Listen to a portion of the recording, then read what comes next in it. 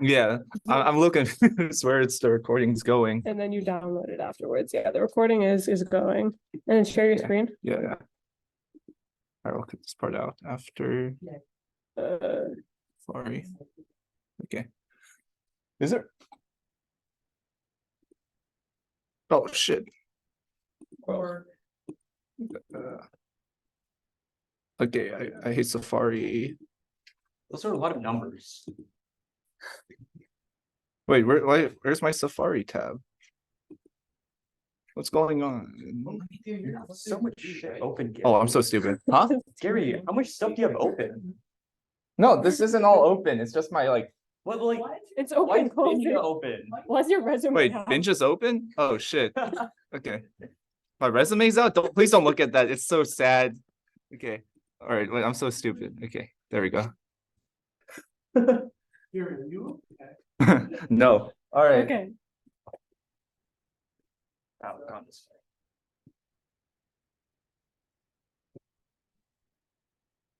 So yeah. We're doing crypto today. All right. Cryptography. Yeah, we can get started. If you don't know what, or actually first sign up form sent out today. That's the link. I don't have a QR code. I can send one. Okay. Yeah. Well, I'll send one in the Discord. You guys are all on the Discord. Yeah. I'll send the link to Discord announcements. So yeah. Deadline for submission. Hopefully we can get it back by like next Tuesday, right? So what is cryptography? Well, you might hear the term cryptology and cryptography. They're pretty much the same thing. Basically, cryptology refers to the study of secure codes, how you can encrypt messages and data without like an adversary reading them. Whereas cryptography specifically refers to the development of such schemes. Effectively, they're the same thing though. And cryptography is something that's been used all throughout human history. If you can think back to ancient times, you might have heard of the Caesar cipher used by Julius Caesar. He's a pretty old guy. And he was basically using it to like encrypt his messages because he didn't want like his enemies to read them. But you know, the Caesar cipher is really insecure. If you don't know what it is, it's basically they like take the alphabet and you shift it over. So you go from A to C, B to D, which is really insecure. And so that's called classical cryptography. But we want to focus on modern cryptography, which is a lot more secure. And it's what we use now. Sorry, your screen sharing was paused. 1 sec. We're good. We're back. All right, we're good. Yeah. And so there's 3 pillars of modern cryptography I want to focus on. There's technically more. There's like availability, but I just want to talk about confidentiality, integrity, and authenticity, which form the acronym CIA. So what's confidentiality? Imagine your name is Alice and you're trying to send a secret message to Bob. And there's someone you hate named Eve out there. Would you want Eve to read your messages to Bob? Probably not, right? And so confidentiality specifically refers to the ability of hiding your messages from a third party. So say if Eve sees the message, she can't really see what it says underneath it. And this is kind of the most basic requirement. I mean, when you hear the word encryption, this is probably what you think of, right? Like someone not being able to read what's encrypted. And that's why even the Caesar cipher is doing this years ago, more than years ago. And so basically in an encryption scheme, there's 2 parts. There's like the encryption scheme itself as well as the key. And the key is important because according to Kirchhoff's principle, he's a very smart guy. He told us that as long as the key is kept secret, the system should be secure even if everything else is known about it. Like if the encryption scheme is open source or whatever, people see how's using the key, that's perfectly fine. You just need to keep the key secure. And the first way we implement this is through symmetric cryptography. Symmetric cryptography is called symmetric because you use the same key for encryption and decryption. And because of this, it's also called private key cryptography. Because you use the same key, you sort of need to keep it private from all parties. And this sort of commonly takes place in the form of block ciphers, which take a constant size input and produce like a constant size output. But there are also stream ciphers that can take an arbitrary length input, and then it's called a stream because they keep like streaming out the output along with the input, and that can take an arbitrarily sized input and give the same output. So let's talk more about block ciphers. Oh, want to say something, Arne? Yeah, sure. So the most common block ciphers that you'll see all used all the time are, it's called AES, or Advanced Encryption Standard.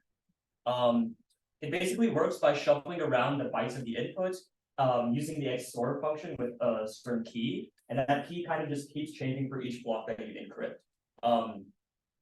And we also use something called an SBox, which is like a fancy term for just like jumbling around. Stands for substitution box. It basically, you put in a byte, it gives you a different byte out. Yeah. Yeah. So we need a way to extend these block ciphers for arbitrarily long plaintext, because remember, a block cipher will only act on one block at a time.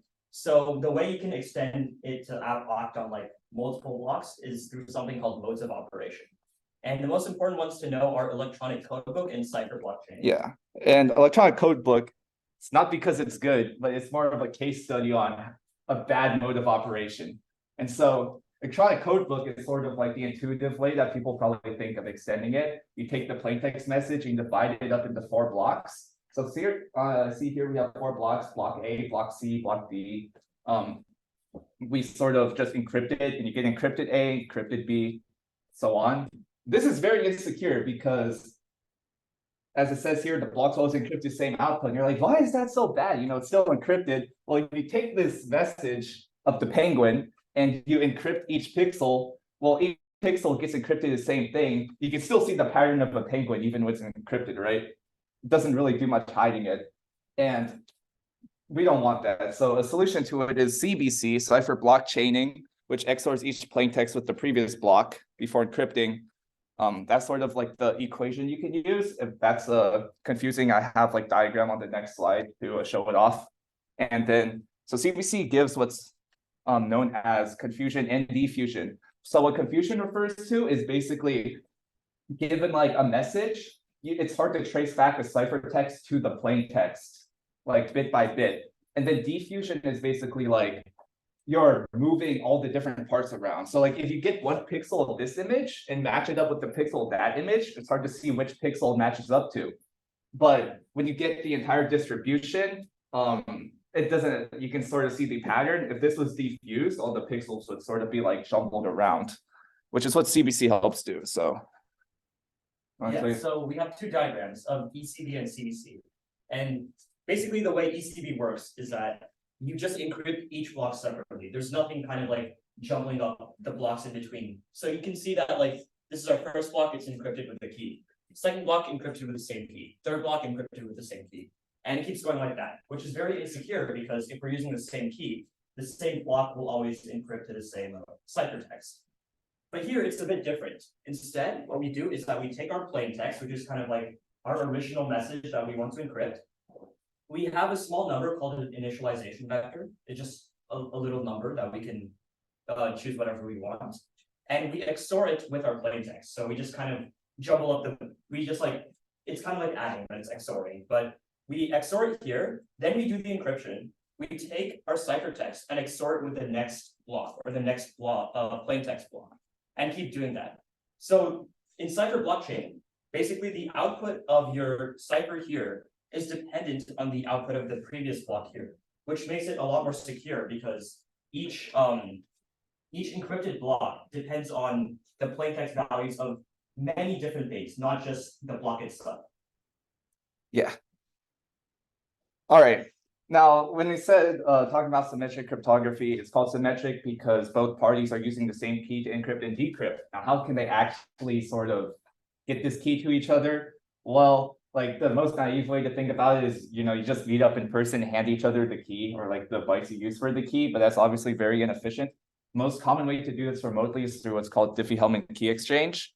But you know, I mean, for like the context of like ECTF, if the attackers don't really have access to a system, you could load it up in memory during like bootstrapping, but if they do have access to a system, that's not very secure.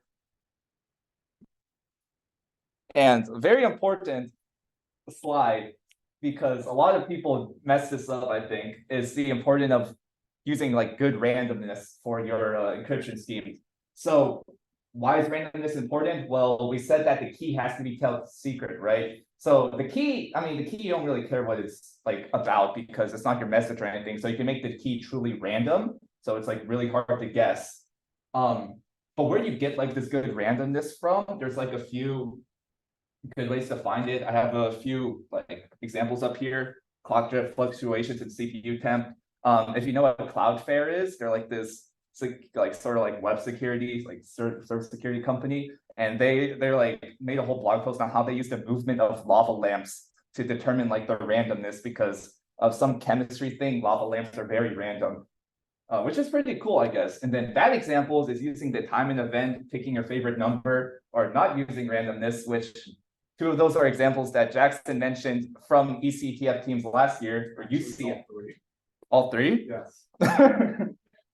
Yeah. So like UCI did not use randomness, and a lot of teams, they're like, oh, use the time when you start up the device. Since when you don't know when you're going to start up the device, it's random, right? It's not random if someone can control the time. So don't use time.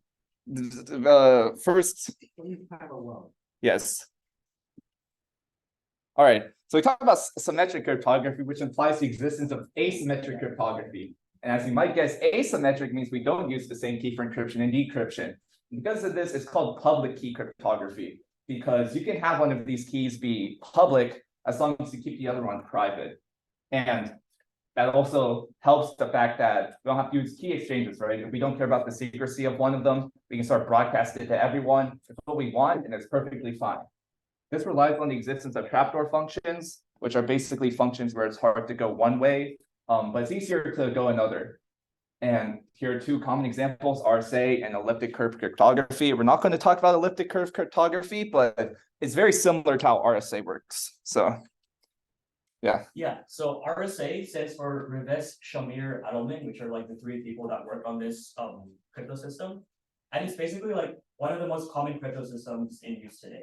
It's used everywhere when you want to have like kind of asymmetric cryptography. The trapdoor function that it uses here is the multiplication of two primes. When you multiply two prime numbers, it's very easy to do the multiplication because, you can just multiply them. But it's in fact a lot harder to take the output and factor it back into those two prime numbers. Integer factorization in general is a pretty hard problem for us to do. For example, if you have this number here, can anyone quickly tell me what the prime factors of that are without like searching it up? And that's a hypothetical question. The answer is no, you have to either search it up or do like some expensive computations to figure out what those prime factors are. But if you just had to multiply two prime numbers to that together, you could do that on a pen and paper, to be honest. So yeah. You can use this like asymmetric or this trapdoor function to create an encryption scheme. So the way RSA works is that you have a public key that consists of two numbers, N and E, and you have a private key that consists of a number D. The ciphertext is going to be plaintext to the power of E mod N.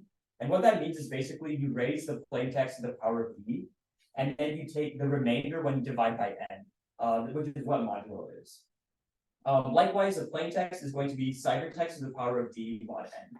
So you can see that if you take the plaintext to the power of E, you get your ciphertext. Ciphertext to the power of D, you get your plaintext back. So it's kind of like, they kind of like cancel each other out. So the big key here is that if you can factor N, where N is actually the product of two prime numbers, if you can factor N, then you can figure out what D is. And once you have your private key, you can decrypt any message.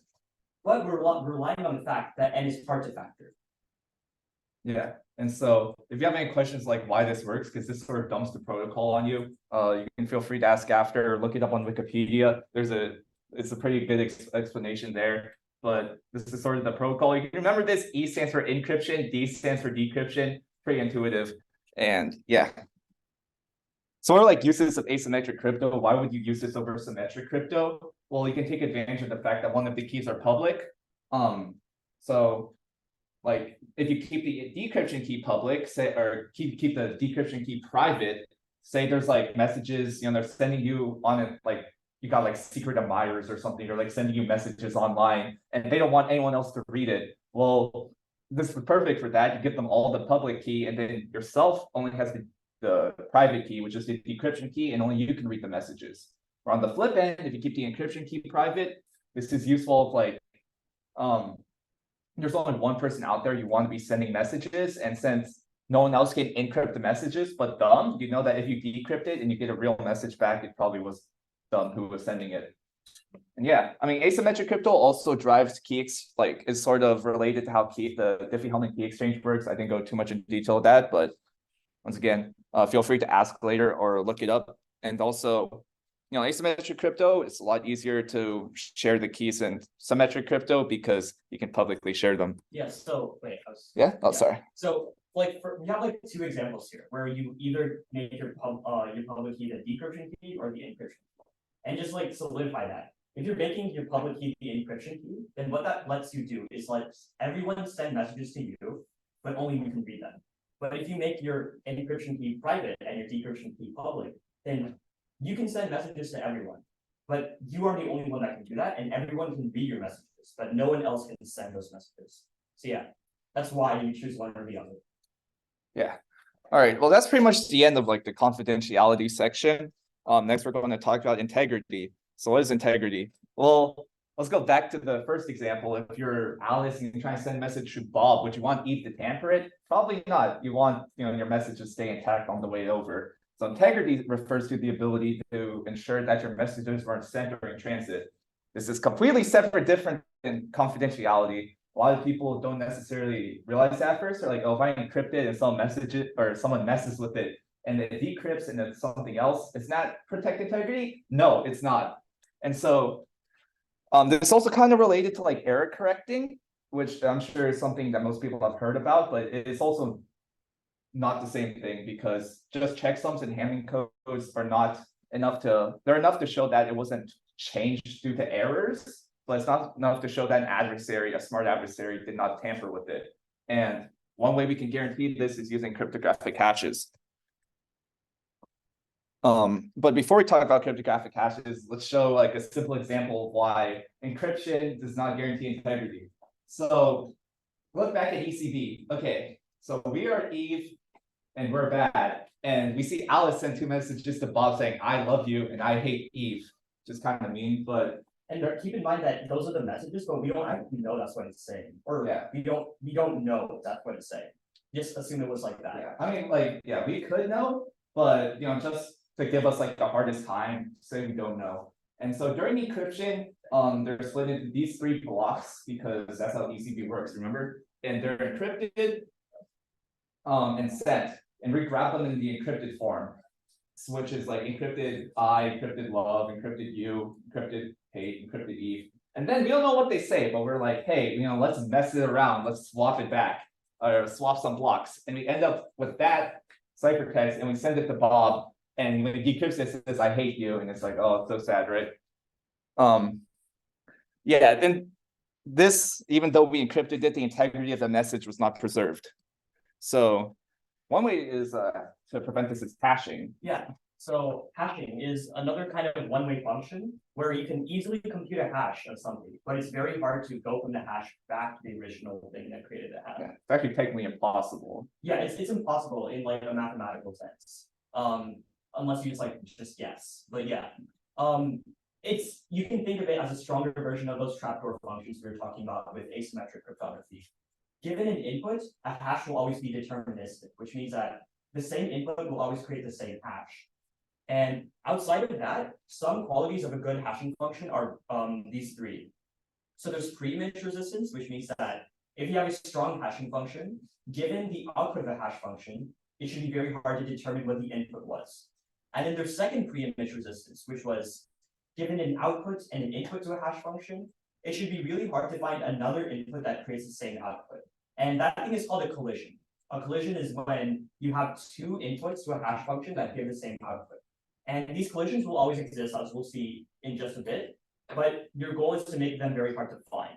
And then obviously there's collision resistance, which means that it should be hard to find any pair of inputs that produce the same output after the hash. Yeah. So how can we use hashing? Let's revisit the example. So we have the original message that we want to tamper with, and the encrypted form, let's call that C, and then C prime is our modifier, where we changed it to I hate you. So say instead Alice sends C, and then the double bar means a concatenation. So she concatenates the hash of C to C and then sends that instead. And our modified message would instead be C prime hash is C. And then when Bob receives it, he computes the hash and sees that they're not equal, and thus the message was tampered with. This does not fix confidentiality, but it does help with integrity because they are two different problems. But I have the issue written on here. I'm sure you guys are probably thinking it. Can't you just recompute the hash of C prime and append that? Well, you can. And that's why we need like something else to guard against it. Before we get into that, more on hashing. Yeah, so some common secure hashing algorithms are SHA-256, SHA-3, and bcrypt. They all have their own pros and cons. They're all slightly different. But then there's SHA-1 and MD5, which are used very often, but you should never use them for cryptographically secure purposes because they are not secure. Again, what I said before, hashes are never going to be perfectly secure. One way is that there are pre-computed rainbow tables that will basically let you find a corresponding input to a hash for very common inputs, like the word hello or yellow or I love you. Those are probably located in a rainbow table. It's just basically a big database of known hashes. And there's a way to protect against these rainbow tables.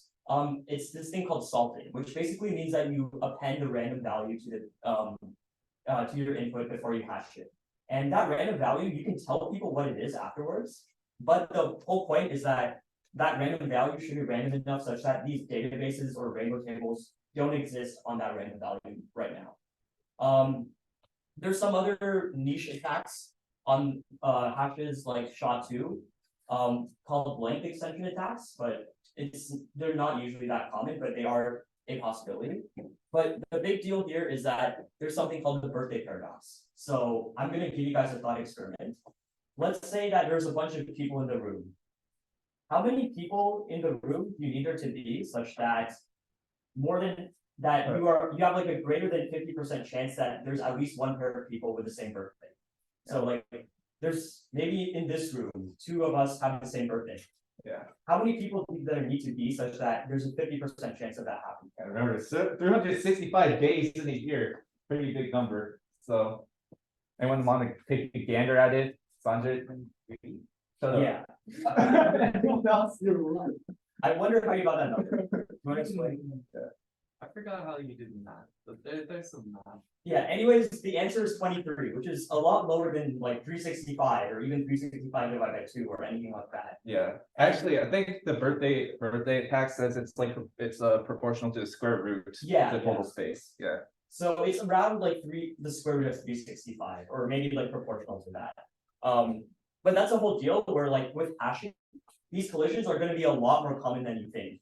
Instead of searching like 2 to the n possibilities, you only have to search through the square root of 2 to the n, which is 2 to the n over 2, which turns out to be a lot less possibilities until you, on average, will find a collision. So yeah. Anyway, so going back to the point, how do we prevent, Eve? I guess for Eve, but how would we prevent someone like Eve from just rehashing the thing? That takes us to the last point of the presentation, authenticity. And then what is authenticity? Well, going back to scenario, if you're sending a message to Bob, this is sort of like a stronger form of integrity. How would Bob know that the message wasn't sent from, Eve? We want Alice to be the one sending the message, not Eve. So authenticity refers to the ability to prove that you were the one sending the message. And it's very closely related to integrity because if a third party is the one sending the message, and they're probably going to mess with it, right? If like Eve takes the message, doesn't mess with it, and sends it to Bob, it's kind of like, who cares? So how do we actually accomplish authenticity? Well, we can use either symmetric or asymmetric cryptography. So the first way is through MACs, message authentication codes. They're codes formed through symmetric cryptography that can show the authenticity of a message. Here's like a basic way to construct one. We can use like an HMAC, which combines the secret key with the message before hashing. And then, you attach the HMAC, you send it, and then the receiver does the same thing because both parties have the key. Since no one else knows the key outside the trusted parties, you know that the message was sent from a trusted user. That improves on what we talked about before, where you just compute the straight up hash because now Eve doesn't know the key, theoretically. And so she can compute the hash, she can compute the HMAC though, which makes it a lot more secure. No. Yeah. Just a quick note on the HVAC thing. HVACs are oftentimes vulnerable to length extension attacks, which is the one place where you see them used quite often. Yeah. But yeah, another thing you can use is digital signatures. So these are another way of authenticating messages through asymmetric cryptography. We basically can sign messages with our own private key, and anyone with the public key can determine that, oh, this was signed by me. But no one else with my private key, or no one else has my private key, so no one else can sign messages as me. A very simple implementation is that we encrypt the hash of a message we're sending with RSA. So the sender will see the signature with the initial message as well. The sender can use the public key to decrypt this signature and see that, oh, the hash of the message is the same as the hash of the message that I actually received. But again, no one else can do what I did because only I have my private key. Yeah. Yeah. And where like the pros and cons, well, MACs are useful when you're communicating. MACs are a lot less computationally expensive compared to digital signatures. This is the same trend with asymmetric and symmetric cryptography. It's why if you're like using Zoom and you're communicating end to end, they use symmetric cryptography for that because when you're on the video feed, it needs to be very fast. So, and symmetric cryptography is a lot faster. But there are certain such advantages that like asymmetric provides, which allow you to sign things. And so like in the context of embedded systems, you want to upload valid firmware to a embedded system, you want to sign it with a private key. And so that when the system receives it, they can validate the fact that, oh, this was from a trusted party. If it was from an adversary, they probably wouldn't have the private key and they could not upload the firmware. So yeah. Yeah, in conclusion, these are the three pillars: confidentiality, integrity, authenticity. You need all three of them if you want to have a secure encryption scheme. But actually, like even if you do have all three of them, it's not necessarily technically enough because you should still design your protocol. Like technically, if you have all three of these, you can't protect against a replay attack. Simple example is, you grab there's a flaw, like a bug or like a vulnerability in an old firmware, and you grab the packet that sends that to the embedded system, and then years later they patch it out, but you still have the message that sends the invalid firmware. And since that was secure, you didn't tamper with it at all. It probably follows all three of these, but you still upload the old firmware to the device, and then it's called a replay attack, basically, where you replay like older messages. So you replay that, and then you upload the old firmware to the device. Yeah. Another example of this, imagine if someone could record your car unlock and then play that whenever to unlock your car. Yeah. That would be an issue. Yeah, that's a lot similar of an example. So you're saying, and it's also good because, and the thing I'm describing, that's called like a version rollback attack. Like any good embedded system will protect against version rollbacks regardless on if there's a replay or not. So yeah, I mean, and the simple fix of this you could do is like adding the time you sent the message to the message. But that's more in the protocol rather than like these three pillars. And then very important especially for ECTF, best practice, don't roll your own crypto. This means is you don't need to write your own crypto libraries. There's like libraries out there, if you use Python, any language of, cryptographic functions. They have the symmetric stuff, they have the RSA, they have the signatures all written for you. People have tested and looked at them hundreds of thousands of times. They're already out there for you. And so you don't have to write yourself, just go and use those libraries, but it's still important to understand, these concepts because you still need to implement those functions securely. And that's how you do it. Yeah. So, what's next? If you want to learn more about cryptography, go check. These are two good websites I recommend, or just show up to, ACM Cyber Academy every Monday, 6 to 8. Or not anymore, but next quarter. And I prepared some challenges for the rest of the time if, you guys want to work on them.